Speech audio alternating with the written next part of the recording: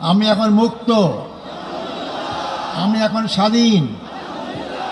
এটা স্বাধীন দেশে আমি স্বাধীন নাগরিক একজন। দীর্ঘ ১৪ বছর কারাগারে থাকার পর মুক্ত আকাশে দাঁড়িয়ে নেতাকর্মীদের প্রতি আবেগে আপ্লুত হয়ে পড়েন জামায়াতে ইসলামীর সাবেক সাধারণ সম্পাদক এটিএম আজহারুল ইসলাম। অনেকে সিয়াম পালন করেছেন, আমি তাদেরকে ধন্যবাদ জানাতে চাই। বুধবার সকাল ৯টার পর তার মুক্তির আদেশ বাংলাদেশ মেডিকেল বিশ্ববিদ্যালয় ও হাসপাতালে পৌঁছালে এটিএম আজহারকে মুক্তি দেয়া হয়। হাসপাতালে জামায়াতের আমির ডাক্তার শফিকুর রহমান তাকে স্বাগত জানান। পরে এটিএম আজহারকে শাহবাগ চত্বরে জামায়াতের পক্ষ থেকে সংবর্ধনা দেয়া হয়। নেতাকর্মীরা তাকে ফুল দিয়ে বরণ করে নেন। সংক্ষিপ্ত সমাবেশে এটিএম আজহার বলেন, এই রায়ের মাধ্যমে ন্যায় বিচার প্রতিষ্ঠা হয়েছে।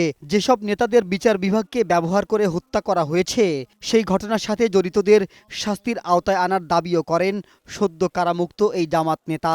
যারা আমার নেতা ছিলেন সেই নেতাদেরকে অন্যায়ভাবে হত্যা করা হয়েছে। যারা এই হত্যাকাণ্ডের সাথে যেখানে যে পর্যায়ে জড়িত সবাইকে আইনের আওতায় নিয়েছে তাদেরকে বিচার করা হোক, নাহলে এই খারাপ সংস্কৃতি চালু থাকবে।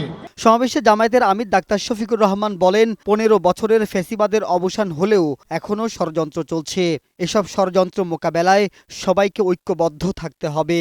আমরা এক থাকব, জাতির প্রয়োজনে এক পথে হাঁটব এবং জাতির প্রয়োজনে সমস্ত ষড়যন্ত্র মোকাবেলা করে সামনে ইনশাল্লাহ এগিয়ে যাব।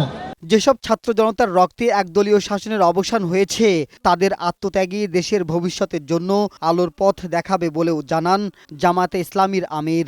দায়িত্ব পালন অব্যাহত। মাহবুব আজমি, বৈশাখী সংবাদ, ঢাকা।